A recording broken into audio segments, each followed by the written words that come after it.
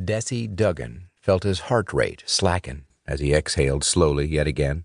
Time seemed to stand still as he squinted into the high-powered telescopic sight and squeezed his finger, light as a lover's caress, on the trigger of the 43-inch sniper rifle. Even through the scope, the target he was aiming at looked tiny. There was no margin for error here. The physical effort required to pull the trigger was minimal, but every time he took a shot, his head seemed to burst outward under the mental pressure, the concentration.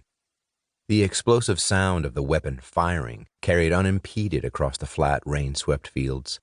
A quartet of crows that had only just settled at the top of a leafless oak tree to Desi's left took off again, squawking in alarm, and headed south toward the border with the Irish Republic.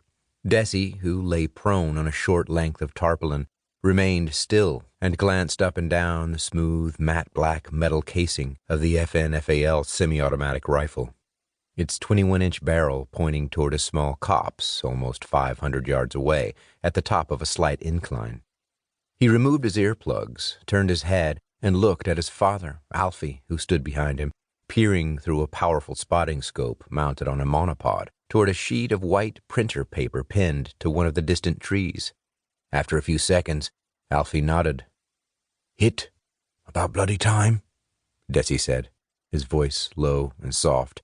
He ran his hand through his cropped black hair. "You control that breathing, son. You control your gun. Simple as that," the older man said. "Otherwise, it controls you. And then you're finished." He scratched at the gray and black stubble that sprouted under his chin and began to remove the scope from the monopod. "Are we done? No time for another?" Desi asked. Alfie looked at his watch. "No. Been here 20 minutes already. It's way too long. We need to disappear. And anyway, Patrick's car will be here in a minute. We don't want to make him late for the airport. And my car won't be far behind." He inclined his head toward the very tall, angular figure of Desi's oldest friend, Patrick McKinney, who stood behind him, arms folded. His hair had grown long, and he'd recently dyed it black. He had a new beard and was wearing a pair of black-framed glasses. They'd been in the same junior school class and had grown up with a Republican fire inside them that wouldn't go out. It was just past 3 o'clock in the afternoon, and the dregs of the pale winter sun, now down near the horizon, were casting long shadows. Desi stood, pushed the FN's safety up, and removed the empty magazine. He slid the rifle into a long black case, together with the remaining 7.62 by 51 millimeter cartridges, and zipped it up. Then he picked up the spent cartridge cases and quickly folded the tarp.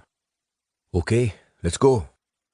The three men walked around the clump of rhododendron bushes that had hidden them from view and went back along the rough farm track toward Coolderry Road, the single-lane road 400 yards away. By the time they reached the road, a blue Ford Cortina that had pulled onto the shoulder next to Alfie's Land Rover stood waiting, its engine running. Desi paused for a moment. The hour just spent with his father had been their longest time together in the previous 13 months.